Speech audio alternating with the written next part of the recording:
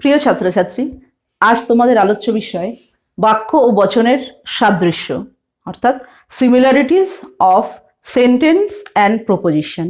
পাশে ইংরেজি টার্ম লিখে নেবে। আচ্ছা, এক্ষেত্রে দেখো তাহলে বাক্য এবং বচনের মধ্যে কি প্রকার সাদৃশ্য রয়েছে, অর্থাৎ মিল রয়েছে কি প্রকার, সেটা আমরা জেনে নেব। এর পরের অংশে রয়েছে বৈসাদৃশ্য। বৈসাদৃশ্য সম্পর্কে আমরা পরে আলোচনা করব। আগে আমরা জেনে নেব বাক্য এবং বচনের মধ্যে কি প্রকার সাদৃশ্য রয়েছে বা মিল রয়েছে। তাহলে কতগুলো পয়েন্টের বেসিসে এই আলোচনা করা যেতে পারে। সেই পয়েন্টগুলো দেখো, একটা প্রিমিলারি কাজ আমি আগে থেকে করে রেখেছি, বোর্ড ওয়ার্ক করে রেখেছি, সেইগুলো তোমরাও কিন্তু পাশে লিখে নেবে।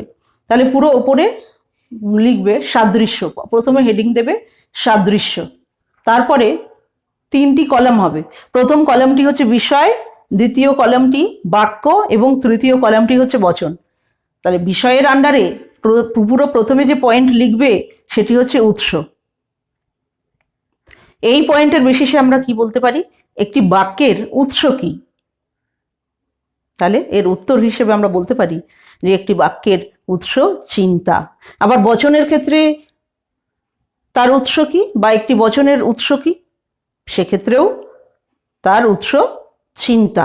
তাহলে তোমরা সংক্ষেপে এইভাবে লিখতে পারো, বাক্যের যে কলামটি রয়েছে তার নিচে এইভাবে লেখো চিন্তা, আর বচনের যে কলামটি রয়েছে সেখানেও তোমরা লিখে রাখো চিন্তা। এরপর যে দ্বিতীয় পয়েন্টটি আসছে সেটি হচ্ছে পদ সমষ্টি। এই পয়েন্ট বেসিসে আমরা কি বলতে পারি, একটি বাক্য হলো কতকগুলি পদ এবং শব্দের সমন্বয়ে, বা কতকগুলি পদ বা শব্দের সমন্বয়ে একটি বাক্য গঠিত হয়। বচনের ক্ষেত্রেও আমরা একই কথা বলতে পারি, অর্থাৎ কতকগুলি পদ এবং কতকগুলি শব্দের সমন্বয়ে বচন গঠিত হতে পারে। তাহলে তোমরা সংক্ষেপে এইভাবে লিখবে,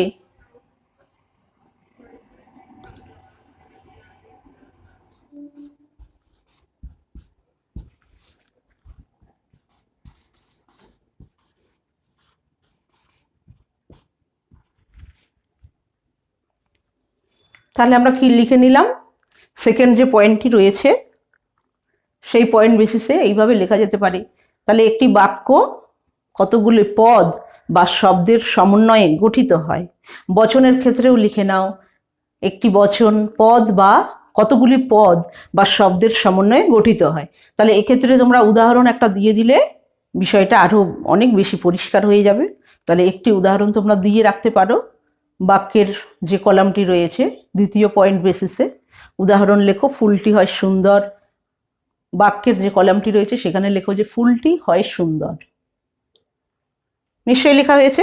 আর বচনের ক্ষেত্রে তোমরা লিখবে সকল ফুল হয় সুন্দর। তাহলে তোমরা এর মধ্যে এই সাদৃশ্যটা ভালোভাবে বুঝছো যে বাক্যের ক্ষেত্রেও কতগুলো পদ ব্যবহৃত হয়েছে, কতগুলো যে অংশ রয়েছে তাকে পদ আমরা বলে রাখতে পারি, উদ্দেশ্য পদ, বিধেয় পদ, ক্রিয়াপদ। আবার বচনের ক্ষেত্রেও সেখানেও আমরা দেখছি উদ্দেশ্য পদ, বিধেয় পদ ব্যবহৃত হয়েছে। এছাড়াও আরো যে অংশগুলো রয়েছে সেগুলোকেও শব্দও বলা যেতে পারে, যেমন পরিমাণক, সেটাও এক প্রকার শব্দ। আবার সংযোজক, হয় বা নয়। এছাড়াও আর কি কি উদাহরণ আমরা নিতে পারি বাক্যের ক্ষেত্রে, যেমন যদি আমি বলি যে কলমটি হয় সবুজ, কলমটি নয় সবুজ, ফুলটি হয় সুন্দর, শিশুটি সুন্দর বা শিশুরা সুন্দর। এইভাবে আমি যদি বলি শিশুরা হয় সুন্দর, এটাও বাক্য হিসেবে আমরা পরিগণিত করব, বা বাক্য হিসেবে আমরা নিতে পারবো, বাক্য বলতে পারবো এই প্রকার উদাহরণকে। আর বচনের ক্ষেত্রে তাহলে কি, বচনের ক্ষেত্রে কিন্তু তোমরা ভালোভাবেই জানো সেখানে একটু লজিক্যাল ফর্ম দিতে হবে, মানে তর্ক বিজ্ঞান সম্মত রূপ একটা প্রদান করতে হবে। তার মানে পরিমাণক থাকবে, সংযোজক থাকবে। তাহলে কিভাবে আমরা লিখতে পারবো সেখানে, সকল শিশু হয় সুন্দর, বা সকল ফুল হয় সুন্দর, সকল মানুষ হয় মরণশীল জীব, সকল মানুষ হয় বিচার বুদ্ধি সম্পন্ন জীব। এছাড়াও আরো অন্যান্য অনেক উদাহরণ রয়েছে, অনেক এক্সাম্পল রয়েছে, সেগুলো আমরা নিতে পারি। তো এখানে এইটা দেখানো যে এই বচন যে কতগুলো পদ এবং শব্দের দ্বারা গঠিত তার একটা দৃষ্টান্ত হিসেবে আমরা কিভাবে এখানে প্রকাশিত করতে পারি। তারপর দেখো তৃতীয় যে পয়েন্টটি রয়েছে সেটি হচ্ছে ব্যবহার। তৃতীয় যে পয়েন্টটি রয়েছে সেই পয়েন্টটি হলো ব্যবহার। তাহলে এই পয়েন্টের বেসিসে আমরা কি বলতে পারি যে বাক্যের ব্যবহার কোথায় হয় এবং বচনের ব্যবহারই বা কোথায় হয়। তাহলে এই পয়েন্টের বেসিসে আমরা বলতে পারি যে একটি বাক্য যুক্তির ক্ষেত্রে ব্যবহৃত হয়, একটি বচনও যুক্তির ক্ষেত্রে ব্যবহৃত হয়। তাহলে এখানে সংক্ষেপে লিখে রাখো যুক্তি।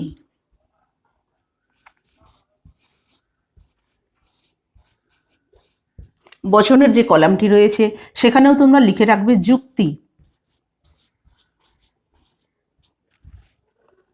এরপর যে পয়েন্ট, অর্থাৎ তাহলে যুক্তির ক্ষেত্রে কতগুলো বাক্য যেমন ব্যবহৃত হতে পারে, আবার বচনও ব্যবহৃত হয়ে থাকে। তাহলে যুক্তির ক্ষেত্রে বাক্যেরও ব্যবহার হয়, বচনেরও ব্যবহার হয়। আবার দেখো প্রকাশ, তারপর যে পয়েন্টটি রয়েছে অর্থাৎ চতুর্থ যে পয়েন্টটি রয়েছে সেটি হচ্ছে প্রকাশ। তাহলে প্রকাশ, এই পয়েন্টের বেসিসে আমরা কি বলতে পারি, একটি বাক্যের মাধ্যমে কি প্রকাশিত হয়।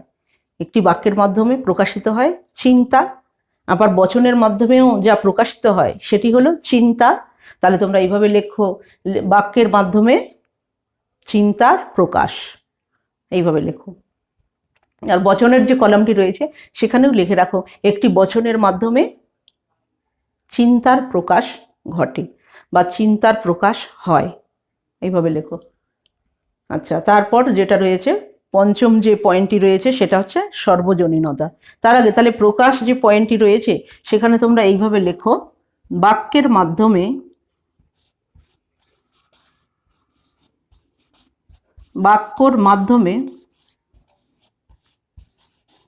চিন্তার প্রকাশ।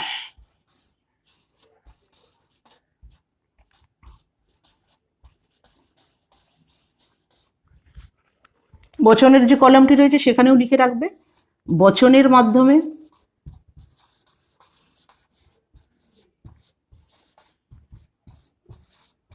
চিন্তার প্রকাশ।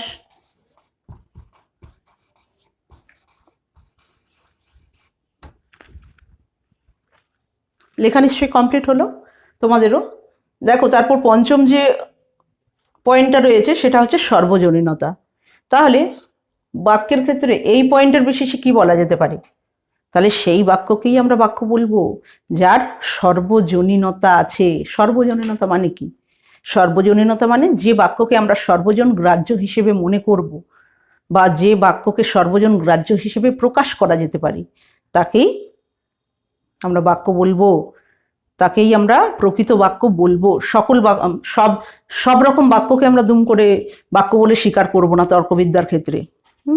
এক্ষেত্রে তাহলে কাকে, যার যে বাক্যগুলির সর্বজনীনতা রয়েছে, অর্থাৎ যে বাক্যগুলি হচ্ছে সর্বজন গ্রাহ্য, তাকেই আমরা বাক্য বলবো। আর বচনের ক্ষেত্রেও এই পয়েন্টের বেসিসে একই কথাই বলা যেতে পারে যে বচন সর্বজন গ্রাহ্য রূপে প্রকাশ করা যায় সেই বচনকেই আমরা বচন হিসেবে গ্রহণ করব। তাহলে লিখে রাখো যে বাক্যের ক্ষেত্রে লেখো যে সর্বজন গ্রাহ্য।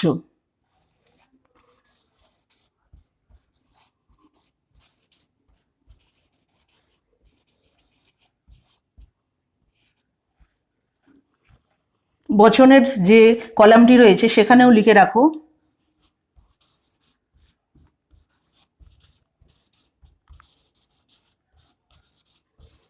নিশ্চয়ই বোঝা গেল এই পয়েন্টটি।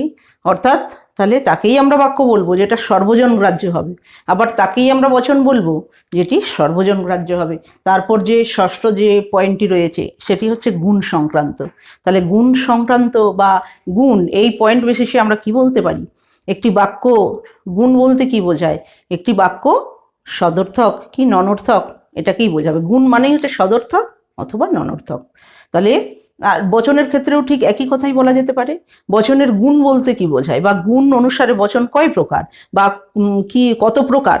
তাহলে সেই পয়েন্টের বেসিসে আমরা বলতে পারি একটি বচন সদর্থক হতে পারে অথবা ননর্থক হতে পারে। তাহলে তোমরা বাক্যের যে কলামটা রয়েছে সেখানে লিখে রাখো সদর্থক অথবা ননর্থক।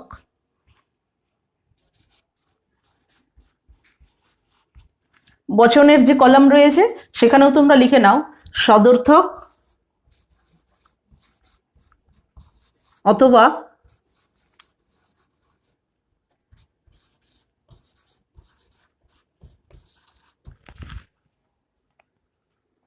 মানে এই পয়েন্টের বেসিসে আমরা বলতে পারি একটি বাক্য সদর্থক হতে পারে অথবা ননর্থক হতে পারে, একটি বচনও সদর্থকও হতে পারে আবার ননর্থকও হতে পারে। তাহলে সদর্থক বাক্য যদি বলা হয় যে সদর্থক বাক্য তাহলে কি, তাহলে এর উত্তর হিসেবে আমরা বলতে পারি যেমন ফুলটি হয় সুন্দর, এটি সদর্থক। তাহলে ননর্থক বাক্য কোনটা? যদি বলা হয় কলমটি নয় সবুজ, কলমটি নয় লাল, তাহলে সেক্ষেত্রে সেটা বলা হবে যে ননর্থক বাক্য। আর বচনের ক্ষেত্রে সদর্থক বচন আমরা কাকে বলবো? এর আগে তোমরা অজস্র এক্সাম্পল লিখেছো, অনেক উদাহরণ তোমরা লিখেছো, যেমন সকল মানুষ হয় মরণশীল জীব, সকল শিশু হয় সুন্দর বা সকল শিশু হয় সরল, সকল ফুল হয় সুন্দর, সকল মানুষ হয় বিচার বুদ্ধি সম্পন্ন জীব। এইগুলো হচ্ছে সদর্থক দৃষ্টান্তের নমুনা বা সদর্থক উদাহরণ। এছাড়াও তো আরো অনেক কিছুই হতে পারে, যেমন কোনো কোনো ফুল হয় সবুজ, কোনো কোনো ফুল হয় লাল, কোনো কোনো ফল হয় মিষ্ট, কোনো কোনো মানুষ হয় সৎ। এইভাবে যদি বলা হয় তাহলে সেগুলো হচ্ছে সদর্থক বচনের দৃষ্টান্ত।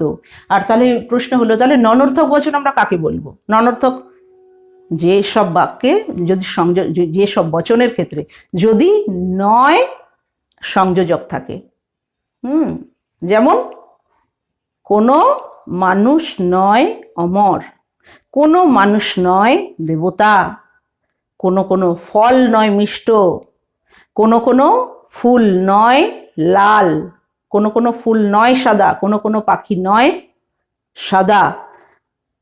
ঠিক আছে, এইগুলো হচ্ছে সব ননর্থক বচনের দৃষ্টান্ত। তাহলে এতক্ষণ ধরে আমরা যে আলোচনাটা করলাম, অর্থাৎ বাক্য ও বচনের মধ্যে কি প্রকার সাদৃশ্য রয়েছে, নিশ্চয়ই তোমাদের কাছে পরিষ্কার হয়েছে। এই আলোচনা পর্ব এখানেই সমাপ্ত হলো।